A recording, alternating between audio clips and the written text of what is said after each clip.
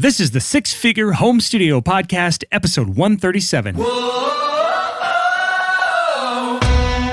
listening to the Six Figure Home Studio Podcast, the number one resource for running a profitable home recording studio.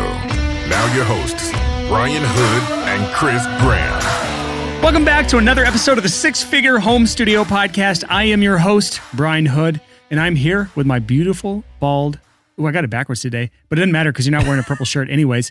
Christopher J. Graham, you already screwed up the day today because I got the name wrong. You didn't have your purple shirt on. I'm sorry. How are you doing now that you've ruined my day? I'm doing pretty good. I know how you're doing, but because this is a podcast, I'm going to ask how you're doing. What's new in your life, Brian? Yeah, it's like the intro of this podcast is always such bullshit because like you and I talk for like an hour before we even record.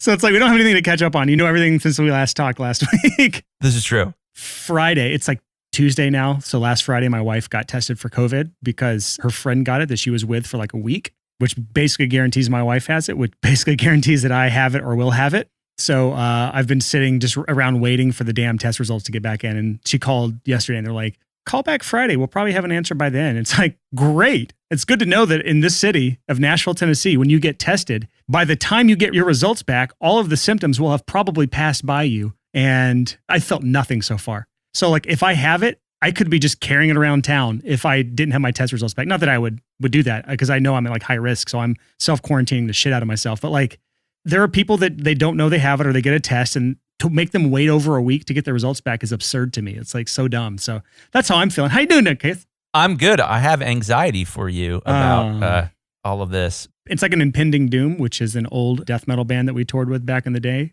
Impending Doom. And so that's how I feel.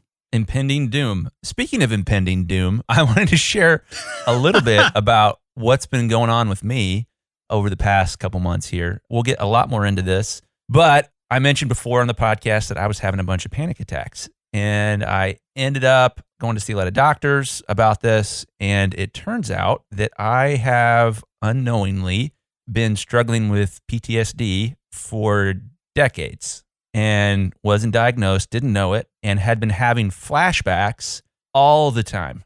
So just to clarify, usually like does PTSD, I don't know much about it other than what you've told me. Is this something that lasts like a short amount of time, a long amount of time for most people? Like you have a different form than someone that maybe went to war or something like that, right? Yeah.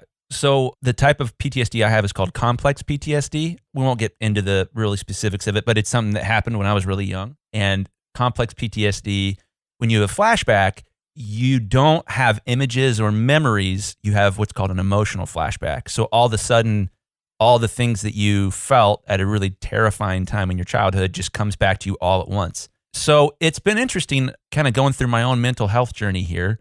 And I'm on Prozac for it now. And Prozac is sort of like the go-to first line of defense for PTSD. And it's been amazing. I'm still navigating all of this, but in a lot of ways, I didn't realize this, but I felt like I was carrying a bear on my back for decades. And now it's more like a golden retriever. Why a bear? Why not like a yak? Well, because a bear might bite your head off with a flashback. What about a mountain lion? A mountain lion. Yes, a bear weighs more. Yeah, that's true. That's true. This is something like I'm completely in learning mode with this. I'm reading nonstop. I have learned more about mental health than I have about anything else in a shorter period of time. And I am going to kick the ass of this PTSD by doing the work. And this is great banter because I bought something that you don't approve of. This is banter? This is banter. Oh, pretty heavy topic for some banter, Chris. It is a pretty heavy topic. So the sort of like number one best-selling book about PTSD of all time is this book called The Body Keeps a Score. I read it. I loved it. It blew my mind. I cried a lot. Chris showed me his highlights in that book. I went all out. And it's like you literally have every 3 pages, you have a very neatly done sticky note sticking out of it. Sticky tabs. Yeah, I did the sticky tabs highlight method. I've never seen such a meticulously studied book in my life. Yeah, I'm pretty into it. And one of the things I learned about PTSD in here, we'll get into a little bit of brain science, but the way the human brain works is the thalamus encodes all the information, things you see, things you touch, things you hear. And for me, a lot of my triggers, I don't love the word triggers, but that's the word that they use for PTSD, are auditory. which is hilariously ironic given that I am in the audio field.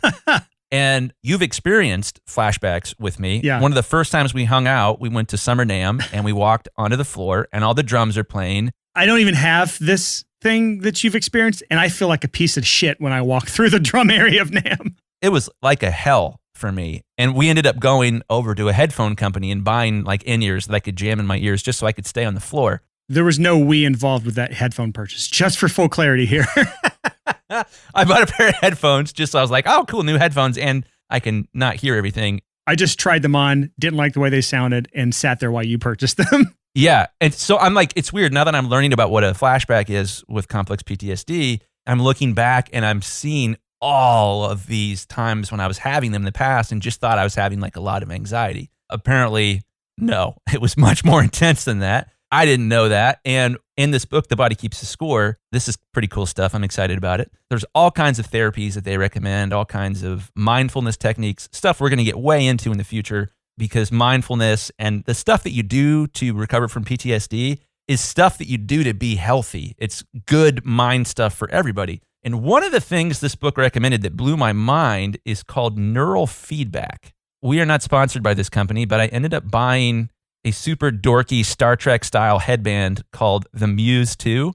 And that's the gear sled alert for anyone who's wondering what that noise is right there. There we go. Yeah, it's like $220 and you put this on your head and it measures your brain waves, and then you put headphones in your ears and you open up the Muse 2 app and it plays a soundscape for you. Could be a forest, could be a desert, could be an ocean, you choose.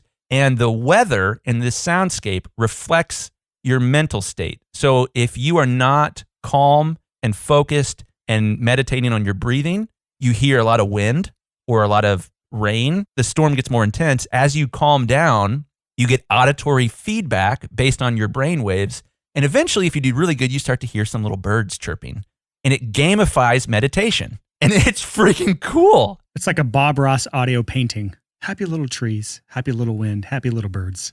I'm pumped about this. So back to the brain science. So the thalamus in the human brain encodes all the information. Then it goes to the amygdala, which is where my disorder is messed up. And the amygdala will take things that are not dangerous and it will say, oh, this reminds me of that time a long time ago. And it smashes the alarm button and all these chemicals hit your bloodstream. And then a little while later, your conscious mind becomes aware of whatever is going on, whatever stimulus, whatever trigger, etc. So it's weird. You feel, at least for me, I sense the danger before I'm aware of why. And all of a sudden knowing about complex PSD or CPTSD is what it's called for short. Now, as I recognize these triggers, I'm like, oh my gosh, I'm like feel danger in my skin because I heard a noise behind me, but I didn't hear the noise first. I felt the danger first. I can see how this ties into panic attacks a lot because you have this feeling of impending doom surrounding you at any given time and you don't know why. Yes. Well, and that's my first panic attack. There was this really weird moment where I had this super intense impending doom thing. And then it just, a lot of times with the previous panic attacks I was having, they would just kind of go off the rails. It would cycle. You know, I'd start to have a panic attack, which would cause more anxiety, which would trigger me again, which would cause more anxiety, which would I would just kind of go downhill and it would spiral out of control. And now that I finally understand what a panic attack is, what that feels like, and most importantly, what an emotional flashback feels like, I recognize when my body's lying to me. And, you know, it's a terrible disorder because what happens is people that have complex PTSD and traditional PTSD will have flashbacks and they feel attacked. They feel like they're in danger, so they often lash out at people around them. And I'm looking back at my life and recognizing, oh, that's why that happened. That's why I reacted in that way. This mental health thing and my pursuit of my own mental health is going to be my job for the rest of my life. It's going to be the most important thing because it has to come first. Everything else that you do in life is affected by your mental health. And I'm on a new journey with this. And so we'll be talking about this a lot more. And I think this is going to be really applicable to us as an audience because one of the things, just going to throw out a theory here, one of the things that helps with PTSD is music and rhythmic things. It brings you into the present moment. The problem with PTSD is you get obsessed with either the future or the past and you're not in the present. And music is really helpful in that. And I think that's one of the big reasons I got into music in the first place is that I was self-medicating by doing things that forced me to be in the present moment, which helped me alleviate my PTSD symptoms. So I would play guitar, or I would wanted to work in a studio. I felt music was helpful for me, and it was on a deeper level than it would have been for a normal person.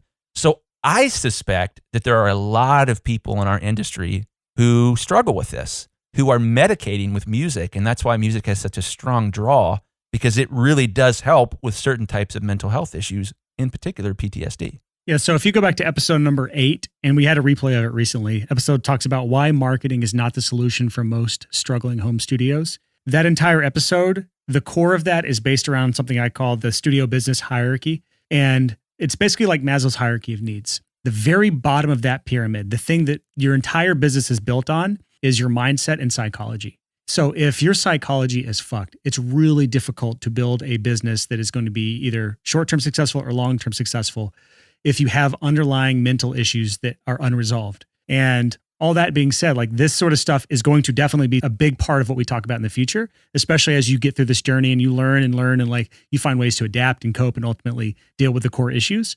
So again, this is something that we will be talking about a lot in the future, because I know our audience struggles with this, like, as a whole, not everybody obviously, but there's a large segment of our audience that struggles with mental health. And so this is something that is like, it is our duty to help out as much as we possibly can. Super pumped about that. Yeah, honestly, you hit the nail on the head there. And one of my thoughts as I've been on this journey the past couple months, and especially the past couple of weeks, as I'm learning more about this, is I look back at my businesses and their success, and I'm like, how? How did I pull this off? I would have flashbacks while I'm working and would think that I was frustrated about something in work. No, something else had triggered me from probably a sound, probably behind me. But there's a number of other things that have an impact as well that we'll get more into in the future. And as I'm starting to kind of grow through this, I'm finding different areas as I work again, as I'm back at work, I'm finally catching up, and I'm noticing like, oh my gosh, I'm going to be so much better at A, B, C, D, E, F, and G now that I understand how to manage this piece of my mind that would run off the rails sometimes. So I'm super excited to talk to you guys more about this in the future. This isn't the topic of this episode. Yeah. But if you want to check out the Muse 2, a lot of people use it for performance enhancement as well. There was a study done that was mentioned in the book, The Body Keeps the Score, where musicians did this neural feedback training that helped them get into the zone. It helped them clear their mind before they perform. And this was like in classical music. The A-B split test basically saw a 10% improvement in the performance of the piece of music after they had done neural feedback training. And just so everyone knows, in my show notes for the outline here, the bullet point for this topic is talk about your stupid headband. When Chris got on the call, like, we're on Zoom right now, so there's a video of me and him right now. And so he had this really dumb looking headband on his head, and it was this neural thing that he's talking about. I still don't believe it. I still think it's like snake oil bullshit. It's crazy, man. But I will say, man, effort to each their own. So if you think it's real, then I won't fight you too much on it, and our audience can make up their own damn minds if they want to spend $220 on some snake oil. Well, I've only used it 3 times so far. So far, I've been really impressed. So some people use it to treat ADD, because ADD, attention deficit disorder, which I was also diagnosed with a long, long, long time ago, which might have been a misdiagnosis. It might have been PTSD all along. I don't know either. Because sometimes ADD and PTSD have overlapping symptoms. But people with ADD will use this treatment as well, because it teaches them how to clear their mind and focus and get rid of all the noise and the intrusive thoughts and stuff like that. So I'm obsessed with all things tech, especially if it involves headphones. So I thought it would be worth bringing up. That's true, man. You can sell pretty much anything to Chris if it involves headphones. So if you want to scam Chris out of some shit, just make sure there's a headphone involved with it. This is true. Oh, sorry. You want to move into the actual topic today, Chris, now that we're like 15 minutes into the intro? Yes, please. Let's do it. So today our topic it's a sales and marketing conversation, which is a complete shifting of gears from what we just talked about. We're getting away from the mental health thing. That is something we will definitely be coming back to again and again in the future and in full on future episodes. But we wanted to talk about this topic today because this is something I've seen recently a lot in our group coaching calls with PPC. This is something I've seen in a few one-on-ones that I've done with people. And this is like a fundamental issue with people's businesses, specifically studio owners, that I see time and time and time and time again. And me and Chris are going to try to dissect this issue. And I'm going to try to do the best I can to explain this issue. And Chris, you might want to have to back me up here because I tend to go off the rails with this sort of thing. But the issue I see is this. People tend to list their services on their website or social media, or when they're talking to someone in a sales conversation, they just talk about their services as it pertains to the service itself. I offer mixing services, period. Or I offer mastering services, or I do editing, or I do reamping, or I do recording, or I do production, or I do demo work, or I do on-location recording. That's the extent of their marketing message. And where that falls short is they in no way paint a picture. They in no way do anything to help the potential client understand the before and after state involved with you getting hired.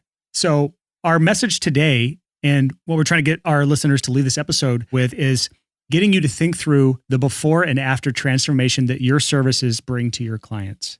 Chris, do you have anything to add to that before we actually dive into this? Because I feel like I did a half-ass explanation there. Well, this conversation reminds me of how I started Chris Graham Mastering. We've told this story before, but I remember sitting on my couch in, I want to say 2007 or 2008. Not only did you tell this story before, you tell it about every 2 or 3 episodes. So make it short. This is true. So I'll make it short. I started wondering, let's assume it's 5 years from now, I'm a successful mastering engineer. How did that happen? And I said, well, the first problem is people don't understand what mastering is. So I would imagine I would have had some kind of website with a before and after player where you can switch back and forth in real time. We talk about this all the time, but that was why the business took off. I made it easier for people to imagine, what will this be like after Chris works on it? And that made it so simple for people to be like, oh, cool, that sounds way better. Yeah, I'll hire him. And this is where I see people mess this up. The before and after player is way more common now. So I see that a lot more often. So it's good for people to visualize. But usually what I see is, at best, they will have a brief explanation of what mastering is. And it will usually be too technical for the person to understand, or it'll be too broad to sound useful. Those are the two camps I see mastering engineers fall into on their websites. And what that does is it leaves it up to the person to kind of paint their own picture in their head of how that's going to help them. And if the picture is not painted clear enough, they will not hire you. Mixing engineers, same issue. They in no way really paint the picture of the transformation their music will go through. Recording studios, in no way do they think about the transformation their client is right now. They have the songs and they want them recorded, but they don't know how to pick a studio. They're confused about this. They're confused about that. At the end of the day, this is what they want. They desire these outcomes. They want songs that sound incredible, that they can show off to their friends, that they can put on Spotify and launch to the world or whatever. Like, they have these visions in their head, but you're not painting yourself as the bridge between that gap of where they are and where they want to be. So this episode, I'm hoping we can kind of dissect some ideas about not only where people fall short in this, but how they can fix their broken marketing message and also sales message, because this is something you have to use in both sales and marketing. Totally. This is what you can do to get people over the hump of actually reaching out and contacting you. So when there are droves and droves of online mastering studios or online mixing studios, and you're in this red ocean, this sort of marketing message where you're talking about the transformation that your customer will go through if they hire you for your services will be that momentum that carries them through the friction of filling out your form on your website and contacting you. And when you get them on the phone for a conversation or you're exchanging emails, the words you use to paint the picture of the transformation and the way you customize that message for that specific client and their needs and desires is going to be the difference of them handing over that $1,200 to $3,000 paycheck that they could have given to someone else. So this is a really important part of both sales and marketing that I think we need to discuss today. Yeah, there's a lot of businesses out there that really lean heavily on the before and after. Obviously weight loss products come to mind. Fitness products come to mind. That specifically is such a powerful thing, the before and after, that Facebook ads ban you from using before and after photos in health products. This is true. They will not let you do it in health products. You cannot use before and after photos in Facebook ads for like weight transformation or muscle gain transformations or anything like that. It is against their terms. They will reject the ads at best, or at worst, they will ban your entire ad account if you do that. Did you also learn that on the Digital Marketer podcast? Sure as shit did. Actually, it might have been that or their membership site. I was a member for like 4 or 5 months of their membership site. I like that podcast. Yeah. So that shows you, like, I have a mixing course. I never push it. Still, I get sales every single month. I don't know how. I have a mixing course, and I'll pitch it here because I never do. From shittogold.com. I launched this thing like 2015. People still love it. They still buy it. It still transforms their mixes. And on the sales page, I use before after mixes of the mix before and the mix after. And I show every single step along the way. Not only that, I show my own students' results. Here's a mix of a song they did before they joined the course, and here's what their mixes sound like after they join and go through the course and learn from me. And those two things alone account for a lot of the sales I get because people can visualize the transformation that they will go through with their own mixes.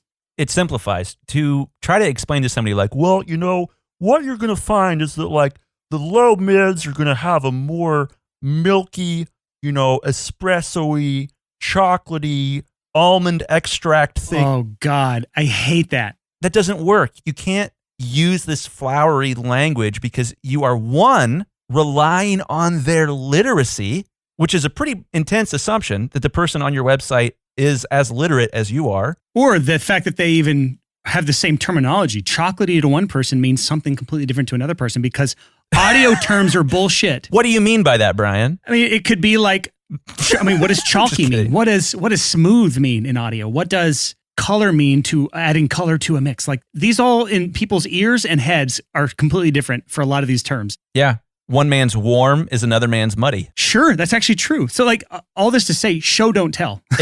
Show, don't tell. There it is. Yeah. Yes. So that's what we're talking about is when you're having a conversation with somebody or whether they're on your website, you have to simplify it as much as possible to be able to explain you're going to go from this to this. Ideally, when I'm doing business coaching with somebody, what I want to see is that they double their income in a year. That's like if I'm talking with somebody about doing business coaching and I think I can double their income in a year, I will pitch the crap out of them of like, you should absolutely do this. You should absolutely do this. If I don't think I can, I don't pitch them that hard. I give them an honest thing. Yeah, we could help with this and with this and with this, but you might want to work on this before you hire a business coach. To me, it's such an easier sell to explain to somebody, well, my goal is to double your income in a year. Yeah. And that is such a much more clear transformation than saying, well, first we're going to do this, and then we're going to do that, and then we're going to do this. And then you take this roundabout way to eventually actually, if they're still listening to you, even if they haven't tuned you out by then, eventually getting to the point of where the transformation leads. So last week's episode, if you listen to the episode where we talked about going for the raw talent and putting it through your machine out to the other side, where you have helped someone go from like talent and idea or talent and aspirations into a fully released track. That is a really good example of a really clear before and after state. You're taking someone who has the desire, the means, and maybe the raw talent, but they don't understand how to do it. They don't have the connections to do it. They don't have any other means to do it. And you're really their only key to achieving their dreams. That is a really good example of a really clear marketing message that focuses on the before state of where they are now and the after state of where they want to be and how you are the bridge to making it across that giant chasm that they have to cross. Yeah, a really great before and after on that would be if you are helping someone build a career, you're taking someone with raw talent and you're helping refine that and make that into a product to be able to say, hey, we created a new artist name and they went from 0 to 35,000 monthly listeners on Spotify in 2 months. And here's a graph that demonstrates that. Yeah, this is where you get into case studies. When you're doing something that complex, case studies are a really good way. I mean, interviews are a good way to show that sort of stuff off. But here's the thing. I don't want to confuse people because the more complex of a thing that you do, the harder it tends to be to show that transformation. But in audio, we have the wonderful job of just being able to show people the transformation. We don't have to explain it. We don't have to do any sort of long form thing, although that helps. But just showing an example of here's what they sounded like before they work with me, and here's what they sound like now after working with me. That's good enough for most of our listeners in most cases. There's a few examples where there's outliers, obviously, but you look like you have some pushback there. Push back, Chris. No, I'm totally agreeing here. But I'm thinking about shoes. Why? I'm thinking about sneakers. Well, you think about the revolution that there's been in shoes over the past, say, 50 years, and that all of a sudden, I'm not a shoes expert, but like 30 years ago, Nike and Reebok and whoever else was like, we want people to understand the before and after of our shoes. If you wear Air Jordans, you will be more like Jordan. That's getting off into me the false marketing message, which is not what I'm trying to push here, but it's a good example of what worked really well. Instead of saying, here's the shoes, here's the features and benefits of the shoe, buy our shoe, they said this. And this is mostly a bullshit lie, but they said, if you wear our shoes, you'll be more like Mike. And people bought that shit up. They bought into that message. They bought those shoes. And that's the message that a lot of companies still use to this day is if you buy this product, you will be more like this person. And while that's not true. Be like Mike was Exactly. Yeah, was literally the tagline, which brings us to, we've mentioned this before, but brings us to the topic of an elevator pitch. An elevator pitch is so important. The idea behind an elevator pitch is you get on an elevator and you turn to your left and you see a very powerful, influential person. And They press floor 17, you're on the ground floor, and you're like, I've got 17 floors to pitch them on my thing to get them to be a fan. And you turn to them and say, hey, you're so-and-so, I'm a big fan. Hey, I've got a product I'm working on. I want to tell you about it real quick. You have to hook them in. You only have them captive for a little bit. You have to get them to buy in instantaneously. And Brian, you did a great job with our podcast. If you listen to the intro, our elevator pitch is the intro. I don't even remember what the intro is because I don't listen to this show. Spoken from the co-host of the fucking show. The number one business resource for the audio industry, something like that. I actually don't remember either because I always skip the fucking intro. Yeah, that's our pitch. And so incidentally, I can't take any credit on this at all. This is all you. But calling it the six-figure home studio is also part of the elevator pitch. You hear that and you're like, oh man, that sounds kind of lame and a little, wait a minute. I wish I had a six-figure home studio. Well, let's bring this back to our audience because people are not running blogs here. They're not doing what we're doing here. I wanted to point out that you came up with a really good elevator pitch for your coaching. And that was, my goal is to double your income in a year. That's a quick elevator pitch for Chris Graham Coaching. So go to chrisgrahammastering.com/coaching if you want coaching from Chris Graham. We're still doing free mini coaching sessions a lot. Basically, you're going to get in line if you want free coaching session. Yeah, there's a fairly long line there. But yeah, please apply, chrisgrahammastering.com/coaching, and I'll do a free mini session for you. So with our audience, it's a little different, and everyone is a little different with this. So if you're getting into the elevator pitch world, there's like a full format I teach my students that I'm not going to get into today. I don't want to make this about the elevator pitch because that's not really the point here. The elevator pitch is the part of this thing. And it's a good exercise to get you to start thinking through what sort of transformation do you bring to your customer? How do you bridge the gap between where they are now and where you want to be? You don't have to be responsible for the whole transformation, by the way. You don't have to get them from, I am this hopeless musician and I want to be a rock star millionaire. You can just be bridging part of that gap, but you have to know where that gap is. You have to know where you are the bridge. Which part do you get them through? And then understand how to properly explain where they are and where you help them get to and make that part of your elevator pitch. So see if I can come up with a bullshit example off the top of my head. But if I am a mixing engineer, which I am, and I can help your mix not sound like shit, which I can, then my elevator pitch, which would not work for most people, would be I help heavy musicians with their mixes so they don't sound like shit. No. That's not your elevator pitch. It's like something about angry mixes. What's your tagline? Want pissed off heavy mixes? Yeah. So like that's not the greatest tagline, but it speaks to my audience in a way. No, it is. It's a great tagline. So when you say, do you want pissed off heavy mixes? I immediately know what that means. It's visceral. When we start talking about the specifics, like I actually want a elevator pitch and honestly a headline on your website that disqualifies the people that are not your target customer and qualifies the people that are your target customer. And again, the whole point of this isn't necessarily to get into the technicalities of an elevator pitch or your website headline. This is more like, let's zoom out and look big picture and think about what is the transformation that you bring to them and how do you explain that to them in a way that makes sense, but not just explain, try to show them. Remember, show, don't tell. Show, don't tell. But if you have to tell, use visceral language like Brian did, pissed off heavy mixes. So a good example of this and why this is so important is if you're going to run ads in Google or Facebook, you need a headline that, like you said, disqualifies the people that you don't want to click on the ad. So if I'm a folk musician and I'm scrolling and I see an advertisement for your mixing service and it says want pissed off heavy mixes, I say, nope, and I don't click on it. And that's good because you don't get charged money because I'm not a qualified lead. If I'm in a heavy metal band and I want pissed off heavy mixes and I want my sound to sound heavier and more pissed off, I'm like, yep. And that momentum, that like, yes, that resonates with me. That is exactly what I want. That momentum will drive me through your quote form because it's a perfect fit. It is one, so much more effective to tell that consistent story. And two, so much cheaper if you're doing paid advertising to have a pitch that qualifies and disqualifies simultaneously. To do the opposite that we do in our industry so long of like, hey, if you got audio and you want it to sound better, come on over to my website. That doesn't work very well because all these unqualified leads are going to click on it.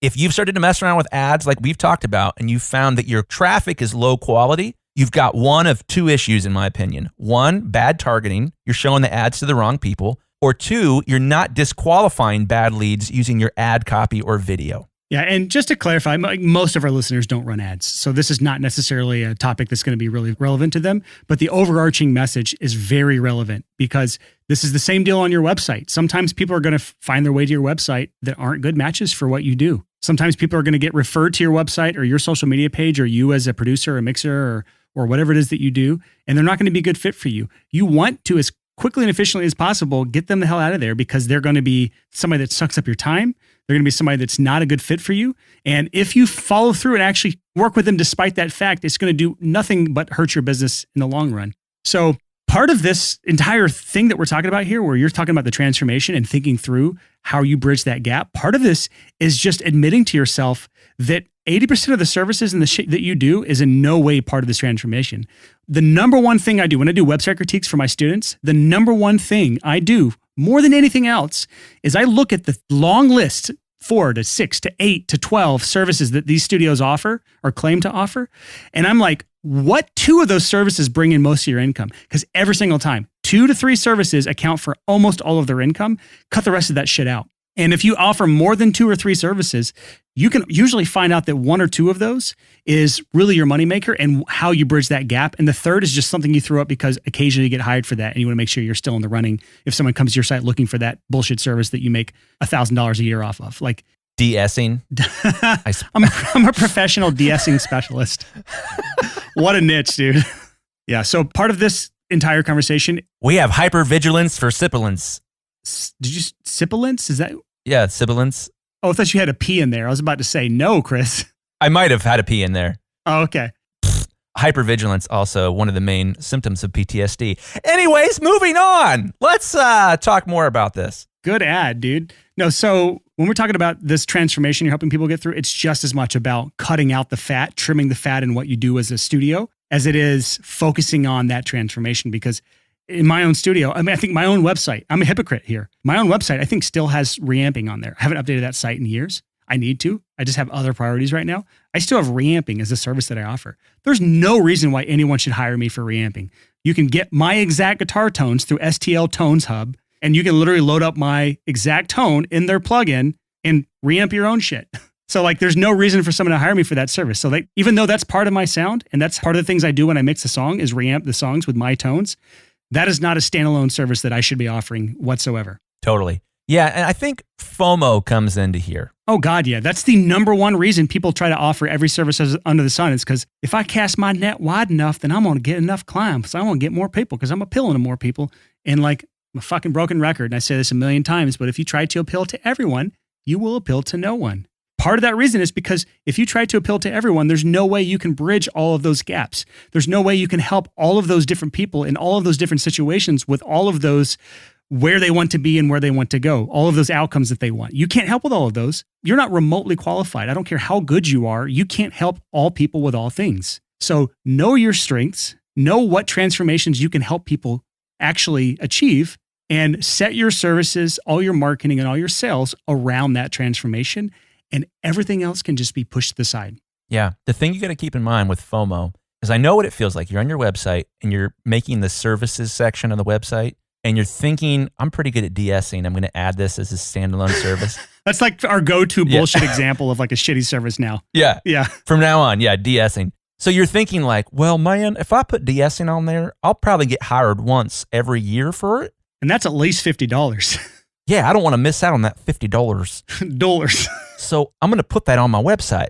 What you're not grasping is that the FOMO that wants to put that on the website so you don't miss out on that $50 probably cost you $500 or $5,000 because you've diluted the message of what you are and who you do. Because now you have to make sure that anything you say doesn't negate that message about we do de-essing. So I can't just call myself a mixing engineer. I can't just call myself a mastering engineer. I can't just call myself a recording studio. I can't call myself a Motown model. Not that you would actually use that term. There's certain terminology and certain words you can't use because you're trying to open your opportunities up to these additional things like de-essing services. So you need to improve your branding by removing de-essing so you can DF your, I don't know where to go from that. I was going to. DF your marketing. You can DF your marketing. There it is. That was so stupid. I can't wait for people to hear how bad you are. None of this is getting cut. I know. It's so stupid. You have to recover here. This is all on you, Chris. You recover. Go. After this, I'm going to meditate with my muse too. I got nothing, Brian. Help. I'm drowning. Let me save you real quick, Chris. There's nothing else to be said here. This episode's basically done. Yeah, you're right. Because again, if we keep talking, we're going to dilute our message. Yeah, this is kind of like we had a similar episode recently, didn't we? We did. Yeah, when we just sort of ended it. Yeah. I like doing that. Yeah. So This is it. let's shut up. Bye.